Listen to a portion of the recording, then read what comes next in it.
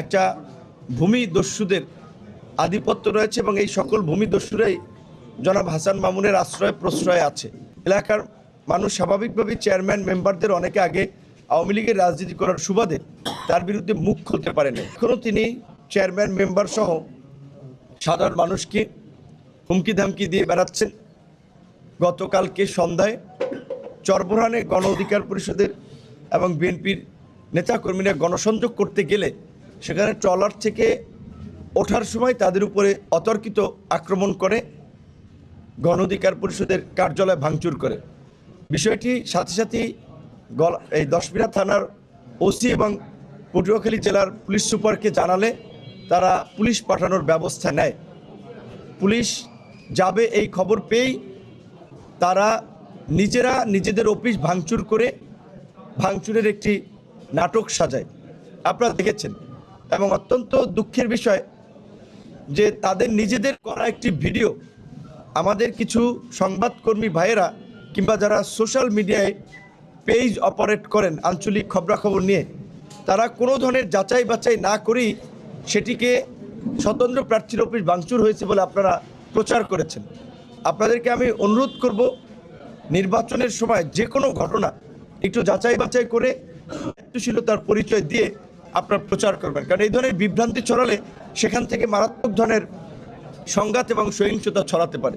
কাজেই তখন কিন্তু ভুল সংবাদ প্রচারের জন্য আপনারাও দায়ী থাকবেন। তাই আমি যারা আঞ্চলিক সংবাদ নিয়ে কাজ করছেন তাদের প্রতি অনুরোধ করব যে আপনারা এই ধরনের বিভ্রান্তি ছড়াবেন না। মেইন স্ট্রিম মিডিয়া হয়তো যাচাই বাছাই করে একটা খবর ছাপে, তো সেই ঘটনায় গতকালকে সন্ধ্যার ঘটনা আমরা জেলার পুলিশ সুপার, আমরা রিটার্নিং কর্মকর্তা, জেলা প্রশাসক ওনাদেরকে জানালে ওনারা ব্যবস্থা নেওয়ার চেষ্টা করে, কিন্তু ওনারা ব্যবস্থা নিতে নিতে কিন্তু সন্ধ্যা 6টার ঘটনা রাত্র 11টা পর্যন্ত গড়িয়েছে।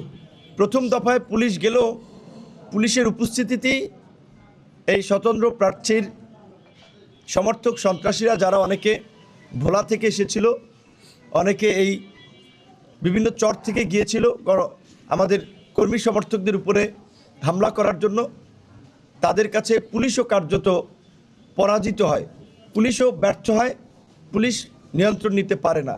এই নির্বাচন, আগামী নির্বাচন বানচাল করার জন্য দেশি বিদেশি অপশক্তি আমার এই আসনের এরকম এই স্বতন্ত্র প্রার্থীর মতোই অনেককে ব্যবহার করছে এবং করবে।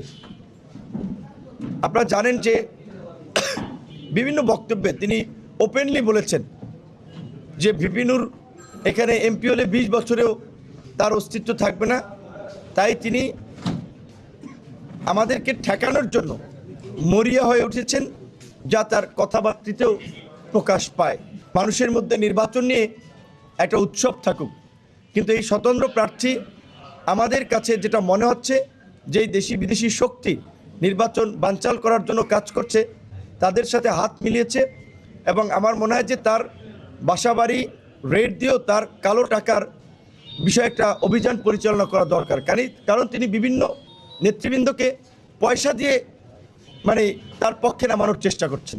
সরকার এবং প্রশাসনের প্রতি আহ্বান জানাবো নির্বাচনের পরিবেশ ঠিক রাখার জন্য, যেন